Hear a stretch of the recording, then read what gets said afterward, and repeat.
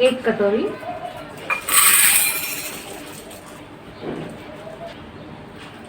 2 कटोरी. तर इथे मी 2 कटोरी साबुदाणा घेतलेला आहे आणि आता साबुदाणा स्वच्छ धुवून घेते.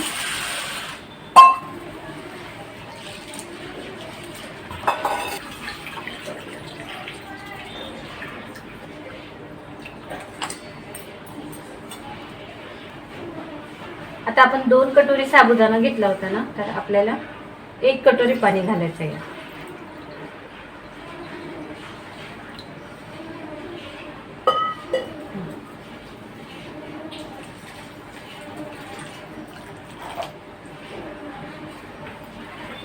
आता आपण हा रात्रभरासाठी साबुदाणा असंच ठेवून देऊ भिजायला आणि ते सकाळी पापड बनवायला घेऊ.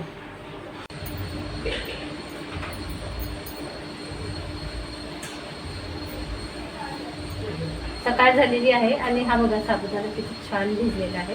हे बघा सहजच चुरला जात आहे आता.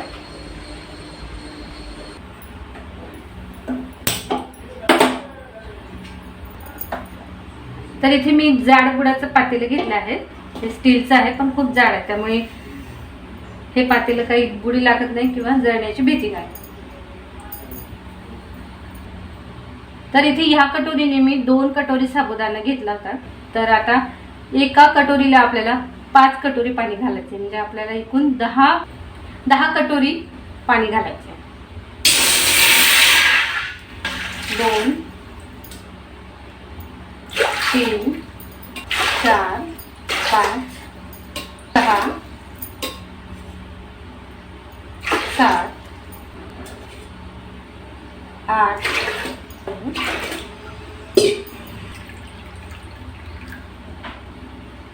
10. तर हे मी 10 कटोरी पाणी उकळायला ठेवलंय.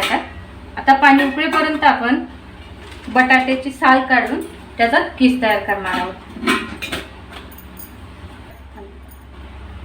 पाण्याला लवकर उकळी येण्यासाठी मी इथे ताट टाकून ठेवते.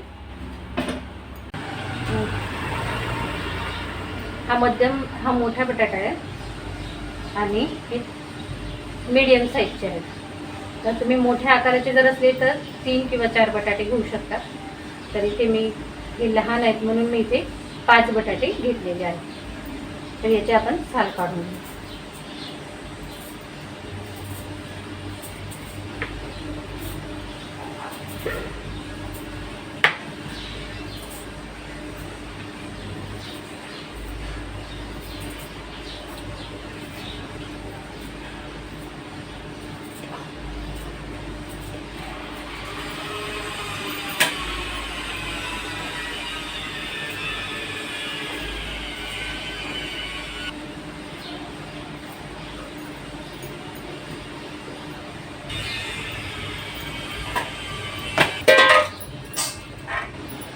तर इथे मी किसणी घेतलेली आहे.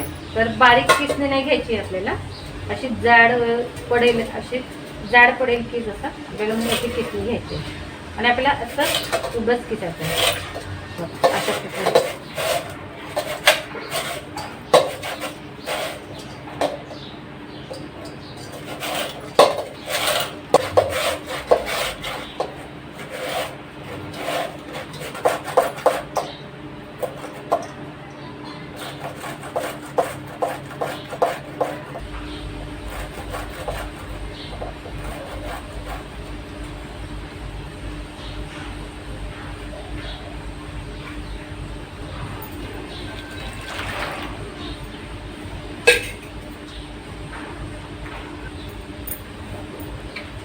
आता हा किस आपल्याला छान 2-3 पाण्याने स्वच्छ धुवून घ्यायचा आहे.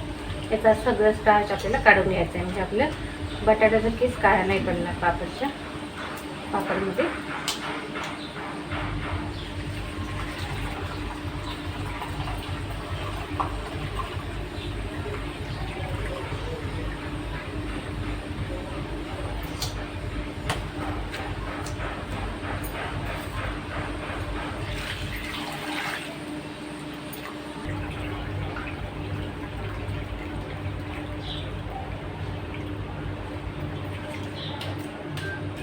तर मी आता 4 पाण्याने स्वच्छ धुवून घेतलेला आहे हा किस. आणि हा बघा किती छान पांढरा शुभ्र किस झालेला आहे. तर हा मी आता असाच पाण्यातच ठेवते, कारण आपल्याला साबुदाणा आणखी शिजवायचा आहे. तर हा पाण्याला छान उकळी आलेली आहे. आता आपण यात इथे मी पोहे खाण्याच्या चमच्याने 1 चमचा मीठ घालणार आहे. मीठ थोडं कमीच घालायचं आहे, कारण साबुदाण्याच्या पापडला मीठ कमीच लागतं, कारण ते सुकल्यानंतर खूप खारट लागतं.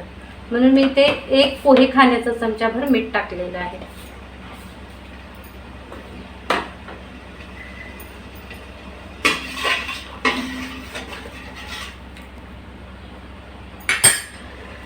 आता हा आपण साबुदाणा हळूहळू यात सोडून घेऊ.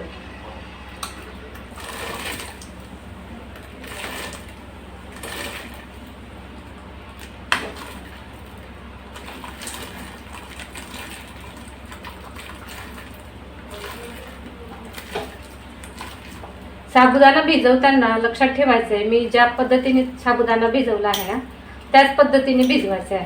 तुम्ही जर पाणी जास्त घातलं ना तर तो साबुदाणा असा तुकडा नाही, हा पूर्ण नाही राहत, तर याचा असा होऊन जातो शिजताना. मग आपल्याला ते पापड चापट दिसतात आपल्याला.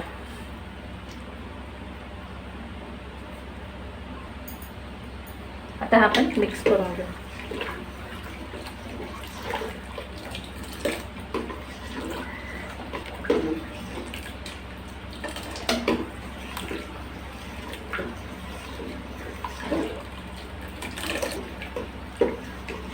छान मिक्स करून घेतलं आहे.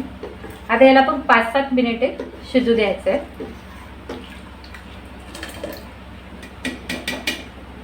इथे मी 5-6 मिरच्या घेतलेल्या आहेत धुवून, आणि याला बारीक चिरून घेते.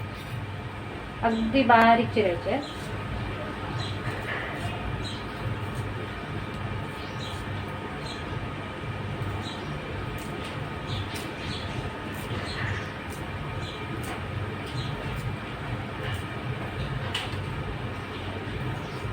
तुम्हाला चिरायच्या नसतील तर तुम्ही मिक्सरमध्ये पण जाडं भरडं वाटून घेऊ शकता.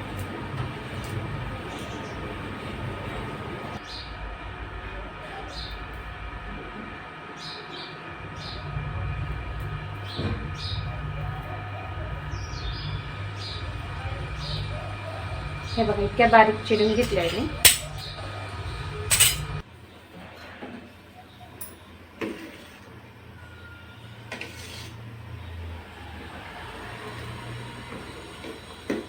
तर 5-7 मिनिटं झालेली आणि आपला साबुदाणा ट्रान्सपरंट होत आहे, म्हणजे हा अर्धा शिजलेला आहे. हे बघा पाणी पण असं पाणी नाही राहिलं आहे, त्याला थोडं चिकाचं रूप आलेलं आहे. तर आता आपण यात बटाट्याचा किस घालून घेऊ.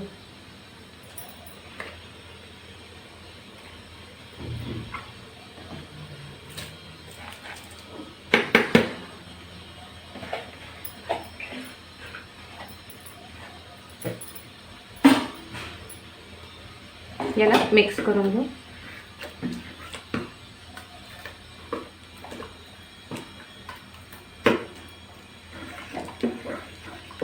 हिरव्या मिरच्या चिरल्या होत्या बारीक बारीक, त्या यात घालून घेऊ.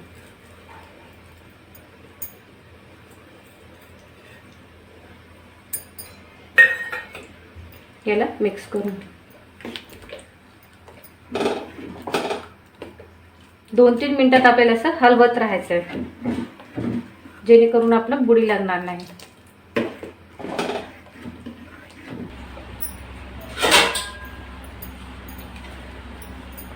तर मिश्रण बघा अगदी एकजीव झालेलं आहे, पाणी अजिबात दिसत नाही आहे. बटाट्याचं किस एकजीव झालेलं आहे, एकत्र झालेलं आहे सगळं.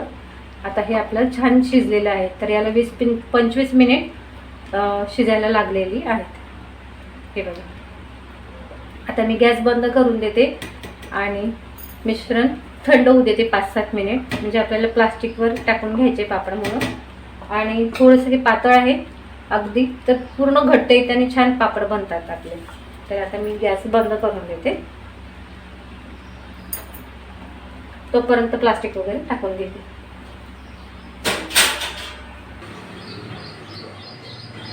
ही पोळी मोठी आहे त्यामुळे मी अर्धीच पोळी घेणार आहे. तुमच्याकडे जर छोटी पोळी असेल ना तर तुम्ही त्याच पोळीने एकसारखे पापड बनवू शकता. तरी तुम्ही अर्धी पोळी घेतलेली आहे आणि हे बघा असं टाकून घेते आणि आपल्याला पसरवायचं अजिबात नाही आहे. त्याला फक्त टाकून घ्यायचं, तो आपोआपच आपला आकार घेतो.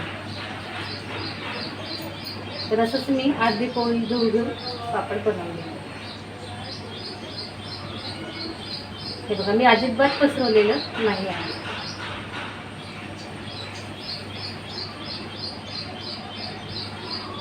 मिश्रण छान शिजलेले आपलं, त्यामुळे पापड अगदी तुटण्याची पण भीती नाही आणि खूप छान झालेले आहे.